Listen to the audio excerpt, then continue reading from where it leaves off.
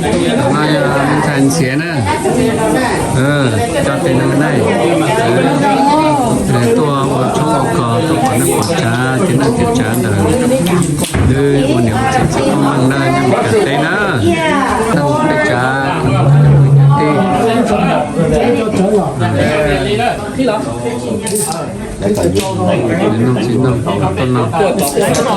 gọi đây chơi xin á tôi toàn đấy tôi lắm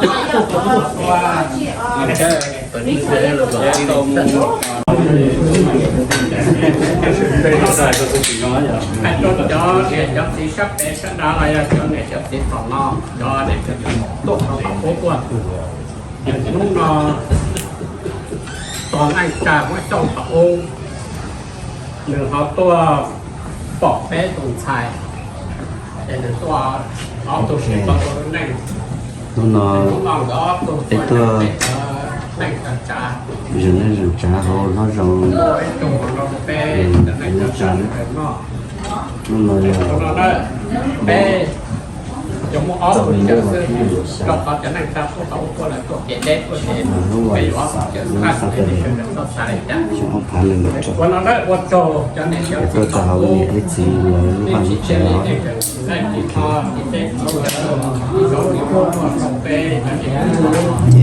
bé xin dạy tụi nó tôi chỉ có là cái rổ đẹp là cái trong qua là thì cái xã còn cho mình cho trả lâu cho thầy chỉ cái để sự hoàn toàn đúng thế này phải như mình mua ra mua đó mua họ mua tôi mua nhà mua giải qua như mình cái sự đó là sự gì là mình có phá được chứ mình mua mà đây tôi sang như thế cỏ nó xe thì ô cũng như con nên mua trà mua thì mua chỉ thế cái xe đầu luôn nên thế này xeตัวnày cái tập cái này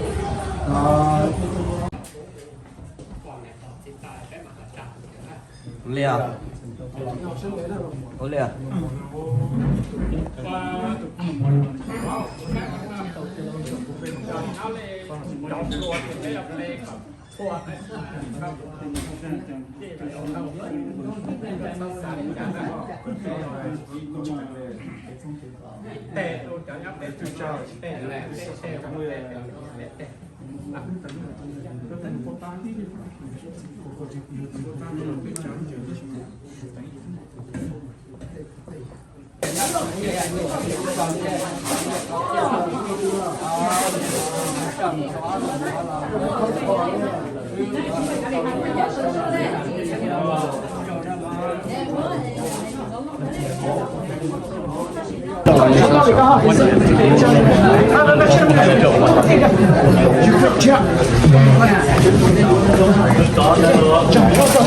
nó tổ bóng này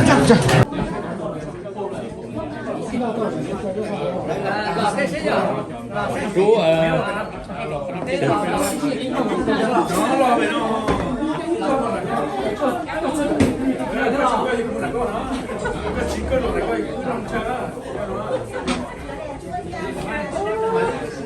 giờ nó thành xé kia vào dòng tranh xí cho cái tôi có lo được cái ủy hội gì còn là chẳng nó sẽ thò được có mang thò giờ một chế này nó với tôi tu với tôi mòn tôi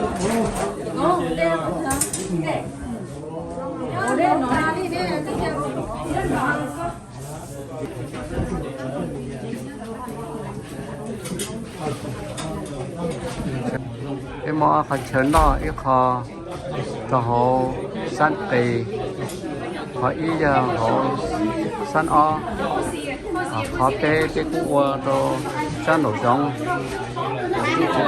đó nó cái cua rồi nổ nó cái tổng tổng chạy cá thọ nữa này tổ họ đang làm chế họ liệt tu tổ xin xin mà nó sẽ cần rồi nó sẽ chập đấy cũng tôi chờ của tụi mình đã lâu lúc chế của tụi mình nung chờ đấy nó sẽ cười rồi cũng tôi chờ nha người chế rồi nó mà cũng nó sẽ chập lại đấy Cú Sao chi nào là nó sẽ có bây giờ các tụi mình chạy càng con trời là cú chi cho cú rú người hay là ta nói cho mọi tôi nên tôi cũng có sắp có rồi bây giờ các tụi mình tu nó nọ nữa cho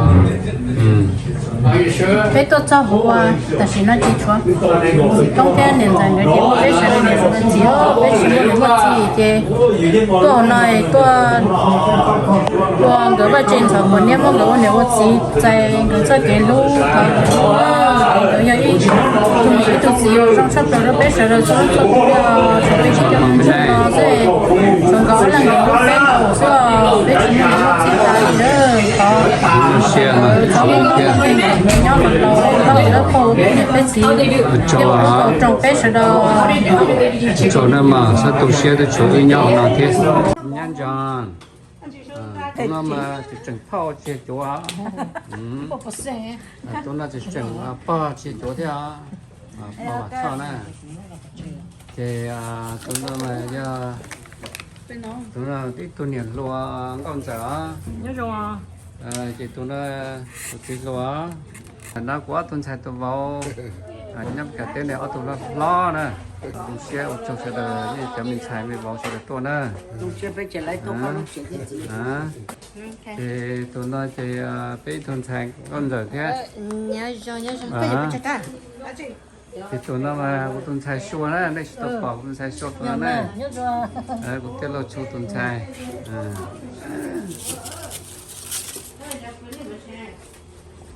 sa đá thứ sa vả thứ chỉ tàu là bây giờ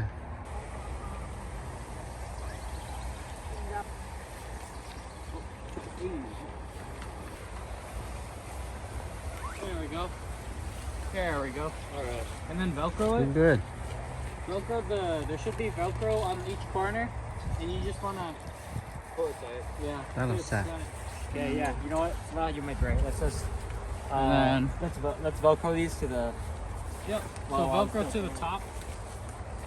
There's gonna be these Velcros. Có tiêu một đứa lò nè, phải có nó chống cờ mà còn tới mà thiêu, dùng luôn mày á, đi dùng thấp luôn. lo cho lấy la kiên được cho nó làm nè cho nó cho to thế trong giờ tăng nè không làm mỏ cho to Có hàng trung ốc, có hàng này. Hold down. Go. There we go. strong guys Again. Good try. muscle guys Shoulder press too. Nice. Dude, this You guy. did This that. guy's. No, let's do the four corners. Yeah, let's do the four corners first. okay do the corner do the four corner first Try it. Hold down. Ready? Yep. Go. Come on. oh good job Yeah. Nice. wow Alright, so không có cờ nữa trong to mà cho nó tàn này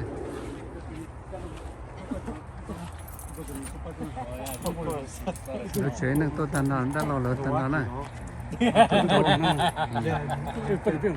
thank you lấy trong có cờ girl tôi xài lo giật gì này 그리고 또 뭔가 크려면